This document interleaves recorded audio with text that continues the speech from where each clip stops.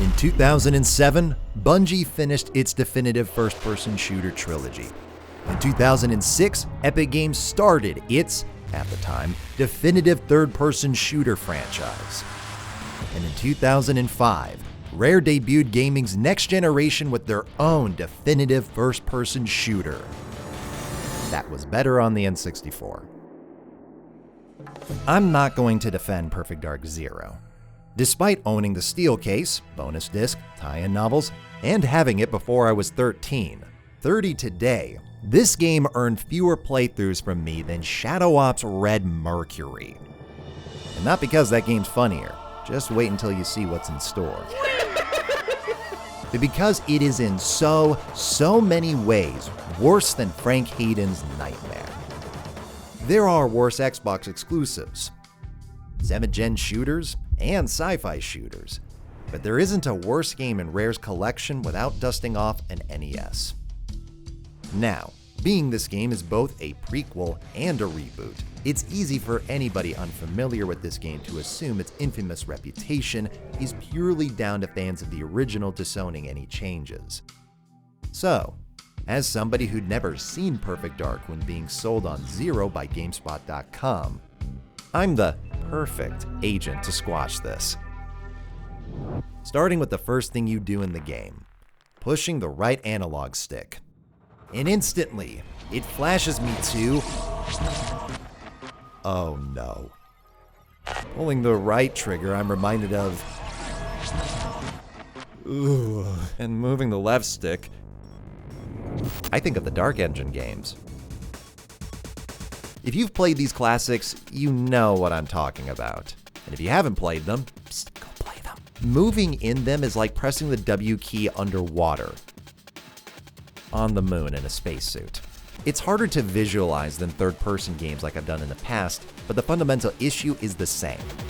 The basic act of walking in this game does not feel good. This is not a sci-fi shooter.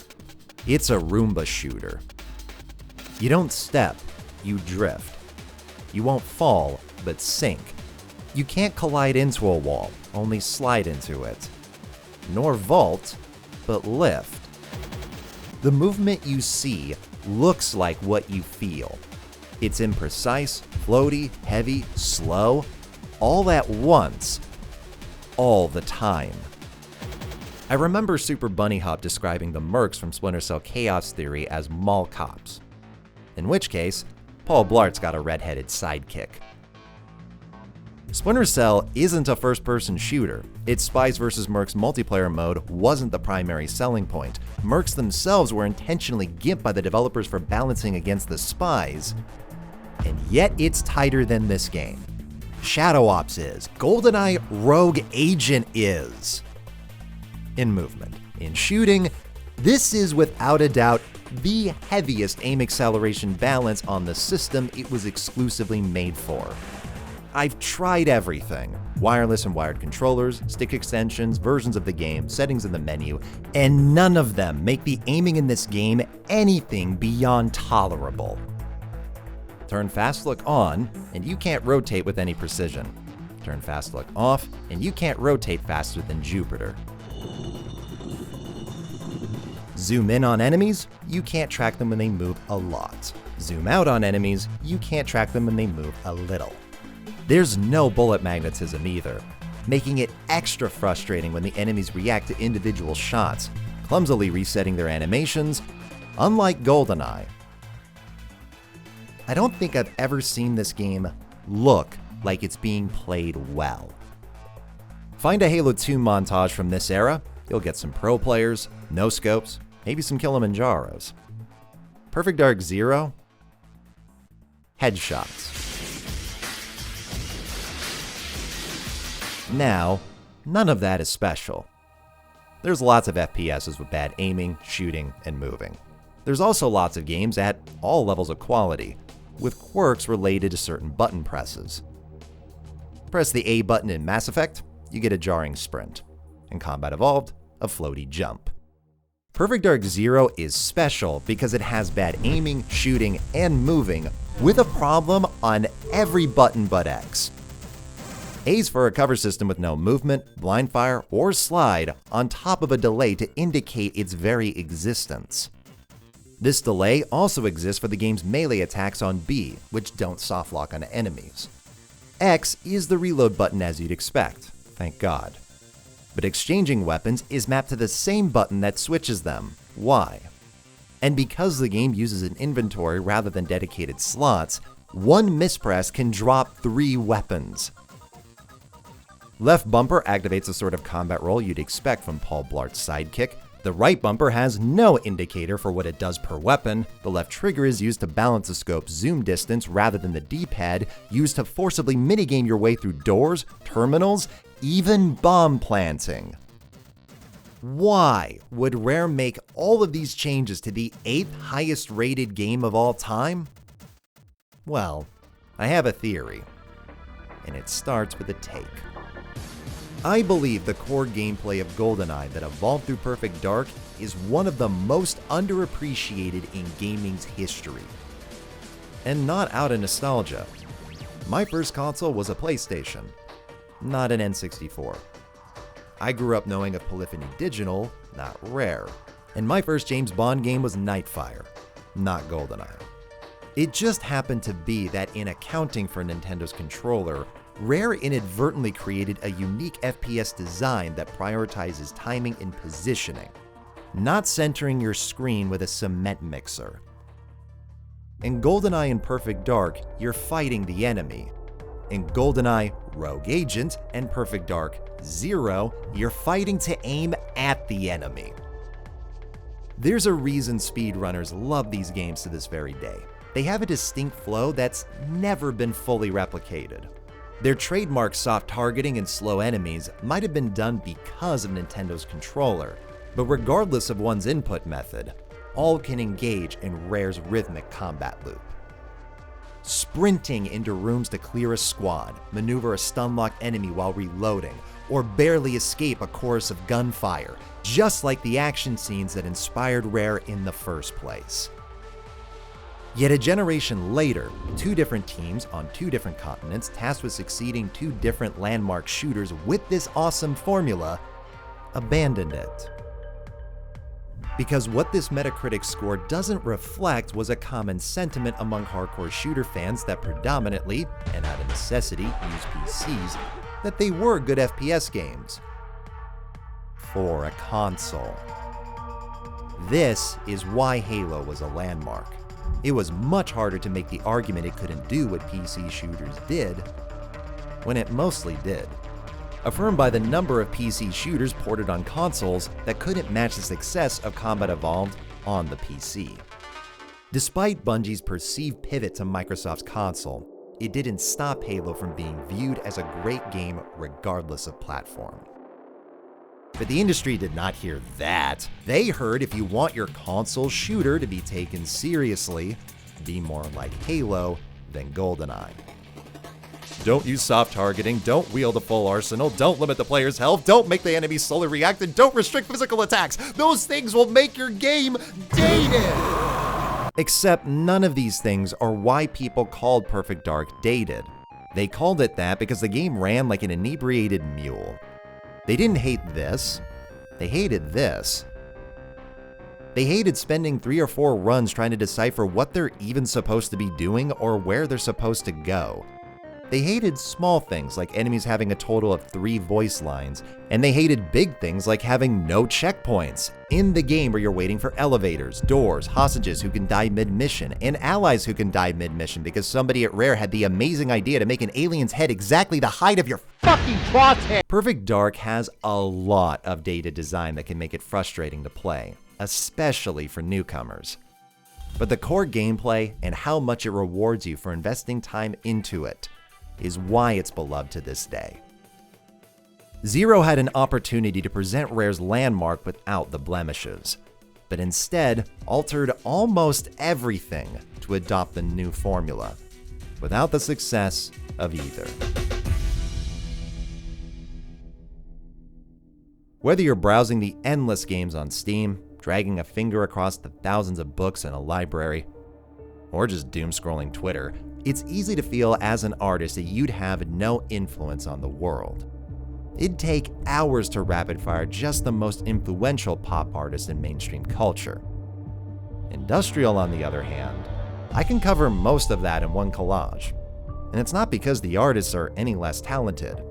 There's just less of them overall. You might have less potential influence than in pop, but you're far more likely to achieve any influence in industrial, even more in a subgenre.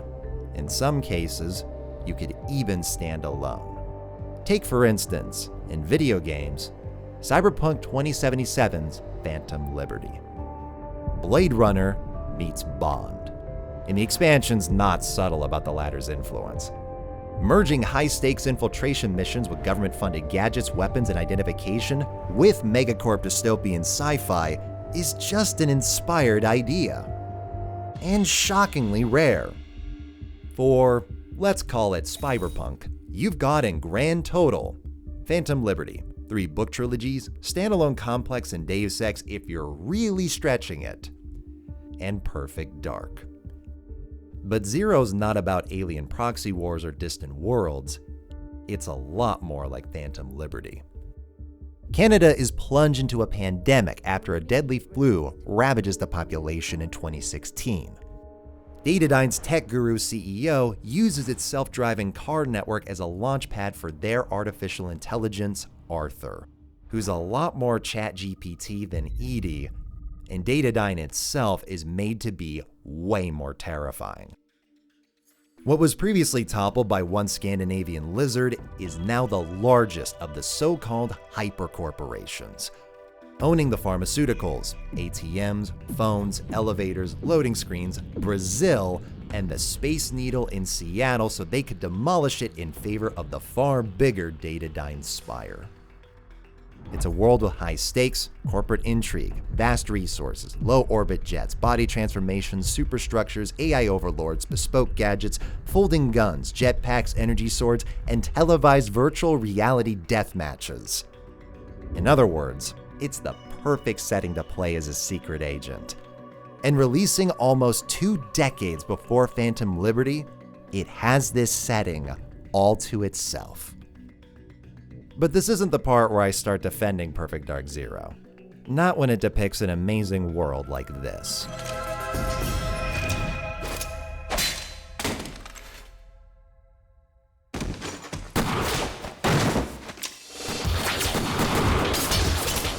I don't know where to stop with this one. Why is a Special Forces member this distracted by receiving backup he knows is in the elevator? Why does he only have one weapon? Why is Joanna this distracted by a gun on the floor? Why does she do nothing to stop her dad getting shot? Why does Joanna strike a cool pose in bullet time to show her missing? Why is the game now making a Matrix reference rather than when characters are literally in the Matrix? Why did no one tell Joanna's mocap actor that she's holding a gun? Why did no one point out half of these things when it was storyboarded? And why are all the cutscenes like this? You are lucky.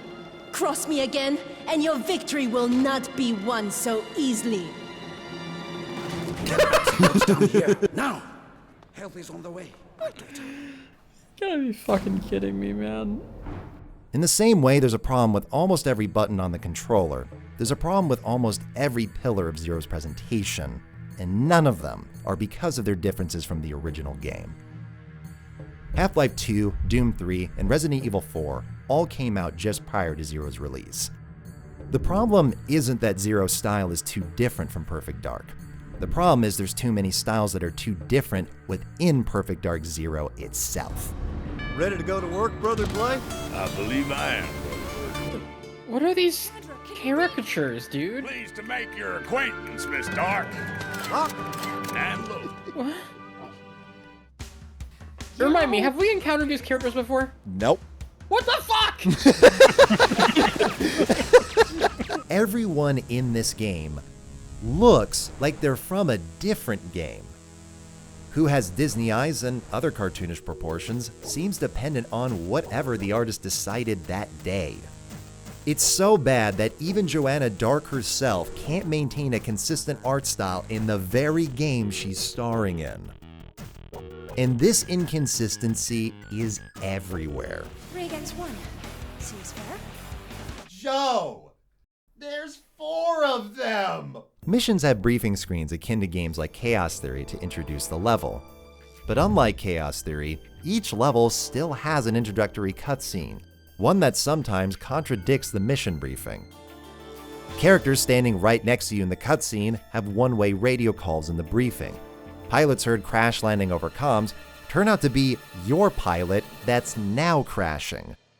This even extends to the co-op mode where you're playing a secondary character that's relevant to the mission.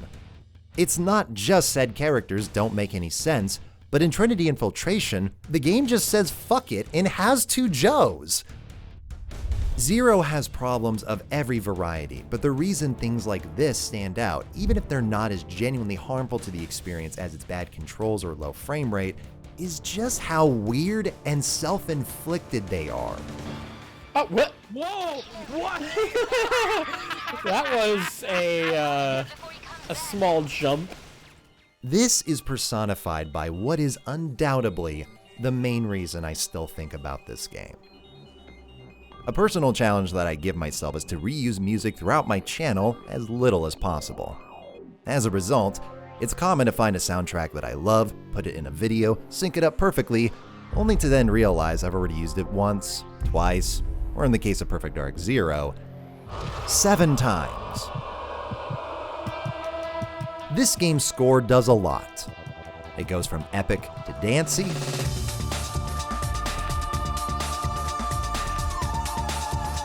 heavy,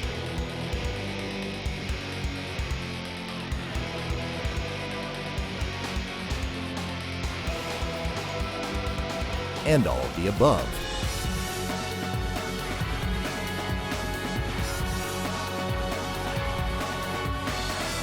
But easily my favorite thing about it is how David manages to evoke an almost cartoonish degree of mischief.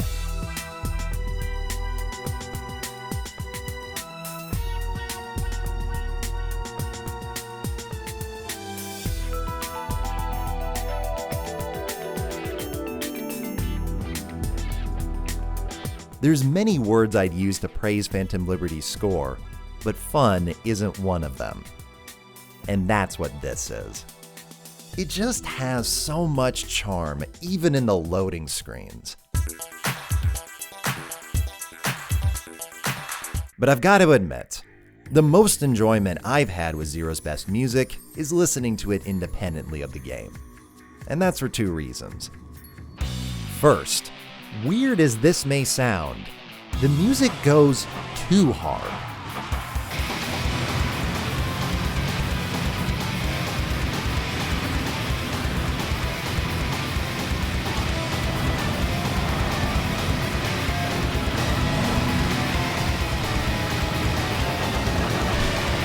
This is what Killian's boss theme should be played in, not the Roomba shooter. I completely understand why I've heard so many call this game's score annoying, because when playing it for this video, I got annoyed, as its sheer intensity is in such stark contrast of Zero's lethargic combat. Second, the mixing. The biggest problem isn't the leveling, bad as it may be. It's the stems. By 2005, it was pretty common for games to have multiple layers of a level be synced up to the player's actions. Zero has stealth and action themes in certain levels, but there's no transition between them. No cues, stings, loops, or sound effects to lead one song into the next. It just fades.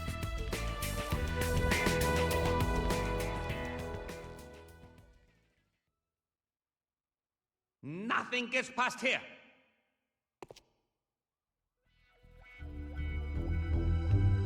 Depending on the player's actions, you can sometimes go for minutes without ever actually hearing more than the first few seconds of a song. And things have only gotten worse since its release. While this game did receive a 4K upscale by Microsoft for the Rare Replay collection, it did not resolve a known problem regarding the game's soundtrack since the 2006 update that made several of the game's tracks completely inaudible, leading to several hallways of awkward silences.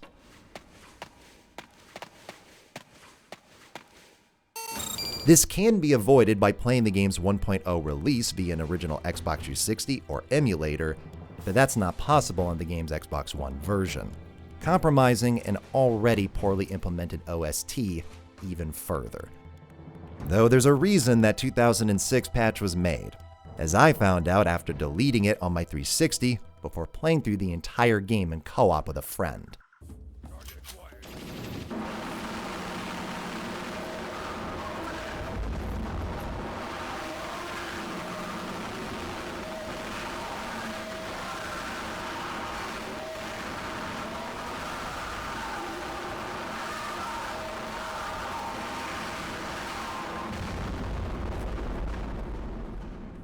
Okay, so in Perfect Dark Zero, there's a psychosis gun that can temporarily stun enemies and even have them fight for you.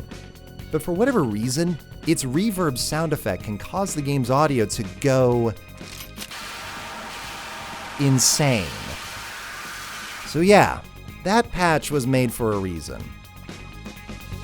I imagine one of the reasons this change went unnoticed by all but Rare's biggest fans is the game's put together with so much spit and Kleenex that the awkward silences don't stand out. And I can't really blame the average player for that. The lack of music can't break your immersion when stumbling upon a ragdoll puppet show is so common, not one of my playthroughs recorded for this video lacked it. It's hard to appreciate David Clynick's melodies when they're constantly fading in and out during gameplay, and it's hard to become invested in this game's believable Spyberpunk world when it looks like this. What am I looking at? What is that? I'm not going to defend Perfect Dark Zero because it more than earns its infamous reputation. It moves, aims, acts, sounds, and often looks like ass. But while I can't recommend this game, I can recommend these. Everything mentioned previously, from the pandemic to the AI in Datadyne Spire, is in Greg Rucka's tie-in novels. I was always intrigued to read them despite Zero's infamy because of Greg's Lazarus series of comics that I fell in love with, and felt déjà vu upon completing both. The games aren't thrown away. Joanna Dark describes the accuracy of the Falcon 2, uses the CMP's hologram ability, peruses the Carrington Institute we walked, and even the virtual arena we fought. But Greg saw the gap between Rare's games as an opportunity. Rather than a CEO you punch for her keycard, Cassandra DeVries is given a first-hand account of her story. How a bright programmer behind the fine car network you see in Perfect Dark managed to be at the head of Datadyne after their CEO's death by your hand in Zero. Before Datadyne and the Carrington Institute were locked in an ancient alien proxy war, the corporate landscape is far more chaotic, with several overwhelming organizations and their subsidiaries all directly involving Jo as she travels the world. And Joanna Dark herself isn't a motherly Brit or Valley Girl power vessel, but a multi-dimensional protagonist that develops and grows into the agent who would receive such a codename. In Zero, the death of Jo's father is immediately followed up by a guitar solo and a mission debrief where Joanna doesn't speak with a photo that uses a different art style. In Initial Vector, Joanna's first scene is rampaging in VR deathmatches to exhaustion, denying the grief of that event to the very man her father said to never trust. Joanna's perfectionism that facilitates the game's power fantasy is turned on its head in these novels. Her prodigy-like ability to fight, shoot, spy, sneak, and deceive clashes with her inability to complete a mission unscarred, or find any inner peace for her mistakes and upbringing. Reliving traumatic memories as a child who entered this world with a severed spinal column. Nightmares twisting her experiences of children running when she could only crawl until the age of 5, as the adult she has only just become. The fear of losing everything she is, just like she lost everything she had. The brash but likable spy that Rare intended but reduced to a stumbling cosplayer is fully realized on the page, as is everyone. Daniel Carrington isn't a mere stereotype. He's as wise as he is relentless, using and manipulating anybody, no matter how close, to achieve his dream of destroying Datadyne. You never truly know when Carrington speaks to Joe if his words are from the heart, but you know from his love for others, to the point of compromising his grand vision, they sometimes are. Everything from these characters to the world they live in is treated in layers and layers on top of layers. Joanna's confidence in combat reminds me of somebody, and Carrington's use of any means necessary reminds me of somebody too. Genuinely, if you loved Phantom Liberty like I did and are itching for more Spyberpunk, Greg Rucka's continuation of Perfect Dark Zero is one of your best options. When I play this game now, I see what it could have been, and even more so for Rare's sequel. Perfect Dark Core was pitching mech suits, grenades that slow down time, and an ultra first-person perspective with parkour mechanics, in-depth melee combat, and both a camera and body designed to simulate controlling a real person, not a Roomba. I've said before that the games which really need sequels are the ones that stumbled, when the teams marred by inexperience gain what they lacked, and are eager to remedy those mistakes. Perfect Dark Zero was the victim of a lot of things, but more than anything else, it suffered from the changing times. Rare began developing it the same year the original released. The game we got might not have been a direct continuation of the N64 game, but the game's development absolutely was. According to Chris Tilston, we were probably 25 people for most of the project. For reference, Bungie had a staff of 200 during the development of Halo 3. By the time Zero was being made for its third console, producer Lee Scherneman told Time Extension the team had shot up to 80. But while this expansion saved the game, it also strained all of Rare's weaknesses. Suddenly, lead engineers like Kieran Connell were in charge of more people than some of Rare's previous games. Mike Evans, a lead engineer from Bungie, patched in tools from the Halo engine to assist Rare's memory leaks, and to quote Connell, Perfect Dark Zero would not have shipped without him. The multiplayer's famed 32-player limit was only achieved 2 weeks before the game shipped because lead network programmer Mark Edmonds rewrote the entire networking stack by himself. It's so easy to lean into my armchair and say that Rare should have known better, that they shouldn't have made games the way they made dozens of critical and commercial successes, that they should have known Zero was being developed in arguably the most accelerated period of production value in gaming history.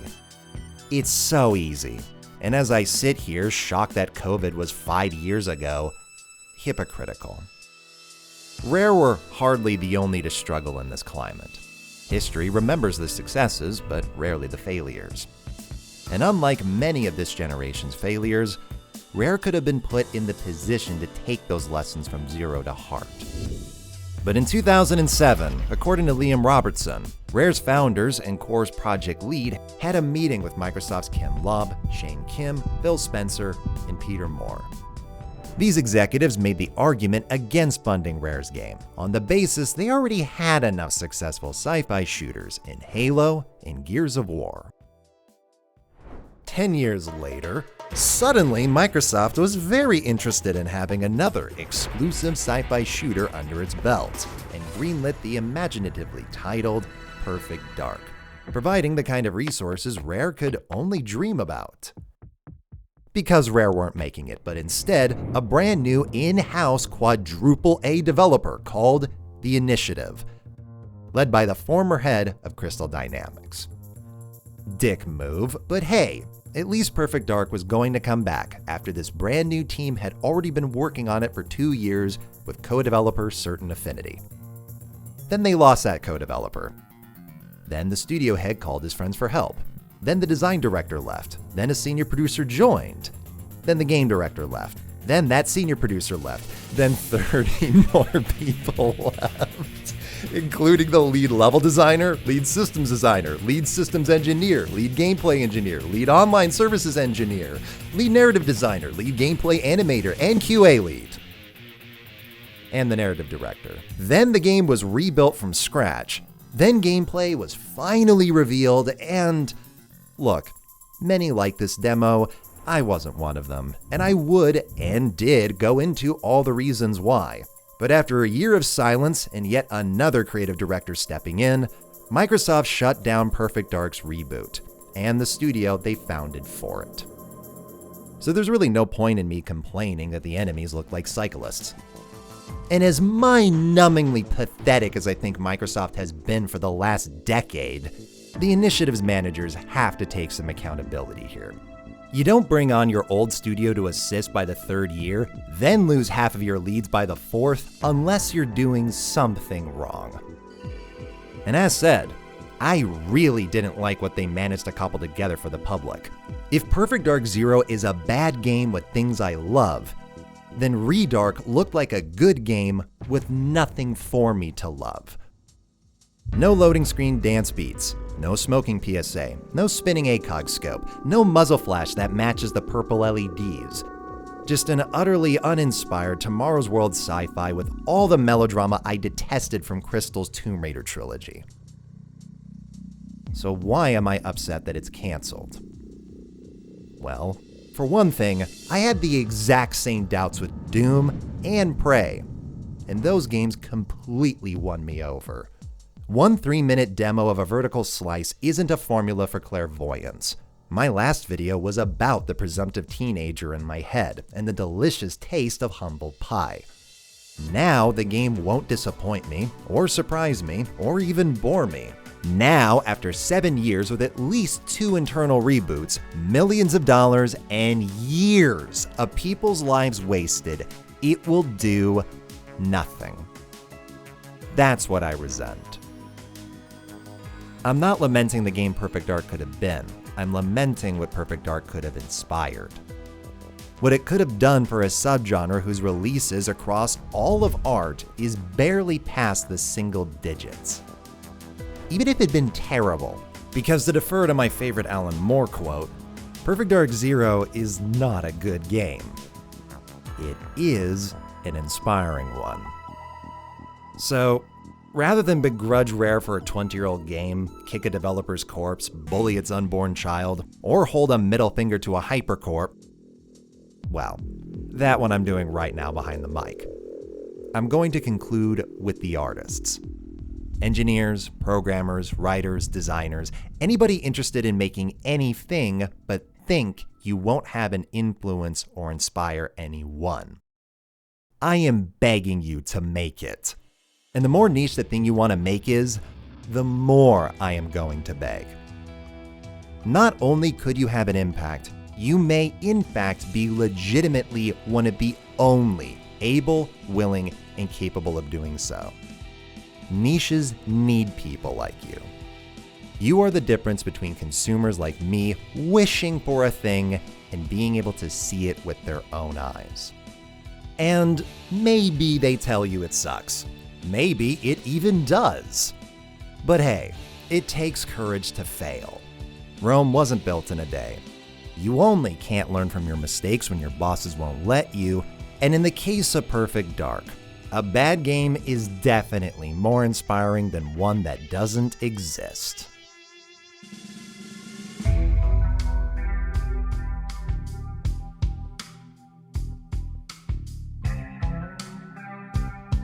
Greetings, I am Raycevick.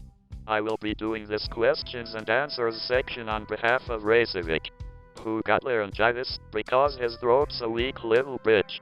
Prove to us you're not the real Raycevick. Black Lagoon is worse than Sword Art Online. I noticed some time ago while browsing my letterbox that you have recently watched some of Twin Peaks. As a fan of Lynch's work myself, I'm curious to know what your thoughts are about him or his filmography '. It's amazing that despite the sheer number of shows, films, and games that have been inspired by Twin Peaks, it is still unlike anything else I've ever seen. In large part, this is because of the show's commitment to parodying the late-night soap operas that dominated the era. I understand most people today are more interested in the Lynchian creepiness than the goofy characters, but to me, the uncanny behavior of every character in the world is what makes its uncanny dread so much easier to believe. It helps too that the show's silliness is genuinely hilarious. Lucy, Andy, and Gordon are some of the best characters ever created. Before the show, I'd only seen Mulholland Drive, and absolutely loved it. Once I'm finally done with The Return, I'll start watching the rest of Davia's films. It's good to now know him for more than It's a Friday once again. Though I will always miss seeing those pop up on Twitter every week. Host of the baddest bitch in this club. I've got 7-Up in my cup. I've got bubbles up in my tub. I am the baddest bitch in this club. So now that you have played Magic, has your own mind ascended to a new plane of existence no mortal can comprehend? Oh right, maybe Raycevick is not sick, and instead is reaping the consequences of playing Mind Jack to its conclusion. What do you say to those who think that comparison is the thief of joy? They are sure to love my video from several years ago where I compare Forza Horizon to Destiny. Should we have legal rights to the games we purchase? Let's fucking go. Be honest, would ya ever do a video on Halo Infinite? Probably not. I have not really thought about that game at all since its release. I surprisingly enjoyed what the developers managed to scramble together into a campaign. For what was obviously a horrific development cycle, I thought 343 did an admirable job making the most of what was clearly a sinking ship. But the end result is a game that didn't really make an impact. Going back to it for a years later video, at least as of right now, would just feel kind of forced.